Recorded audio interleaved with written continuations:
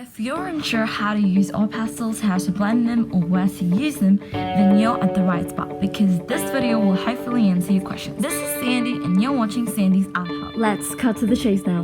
Where do you use oil pastels? First off, grab a paper. A paper is a good one to use oil pastels on. I am using a 130 GSM paper. You could use oil pastels wherever you want, on landscapes or drawing birds, animals, or flowers, but it's important for you to know some blending techniques in oil pastels, so that's what I'm showing you now. This technique I'm using right here is called light pressure blending. So you use pastels with light pressure on the paper in one direction. You can add more layers, like I have added 3 colors to achieve many hues. Depending on the colors that you use, you could bring out a very good looking blend. Moving on to the next blending technique, which is called the scumbling. This is where you apply scribbled marks of oil pastels on the paper. This builds up values and texture. You could use multiple colors if you like. The next technique is called color mixing oil pastels with a good amount of pressure. Continue to blend and add more colors to get the desired hue. You could add more layers of contrasting colors.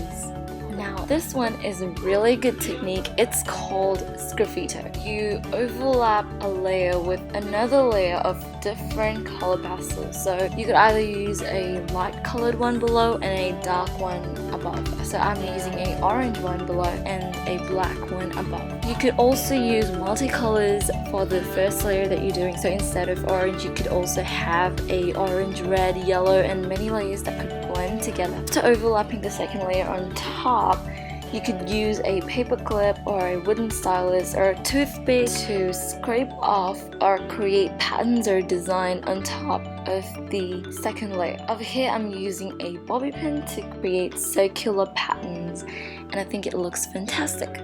Now this technique is called stippling. This is where we use small choppy strokes and create a stippled effect. It's not just dots that we use over here, but small strokes could be also accepted. You could layer these with additional colors that creates depth. The next technique is heavy pressure blending. This is where you use the pastel with pressure on the paper. You could add layers to achieve a blended and rich look. You could create gradients by using multiple shades of a color. Now there are ways how you could create a smooth transition in this heavy pressure blending, and one of that is using baby oil. You could use a cotton swab soaked in baby oil to smooth and blend the oil pastels marks in the paper. Just like the previous method to use baby oil to create a smooth transitioning, this heavy pressure blending will use a method of using your hand to create a smooth transition. Make sure you always start from dark and go to light ones. Now after applying your colors, put pressure on the paper with your finger. Try to blend.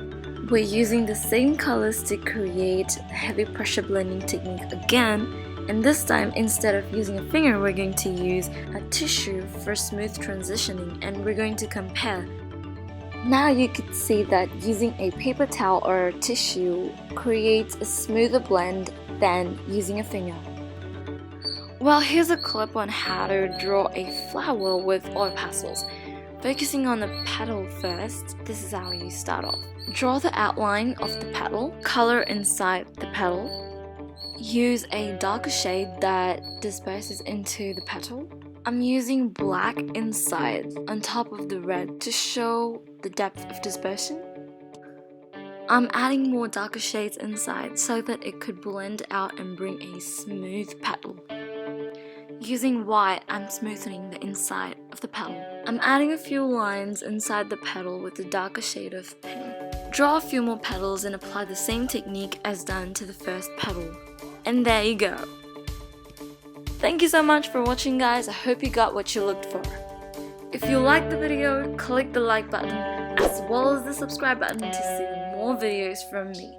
I would love to hear your comments as well.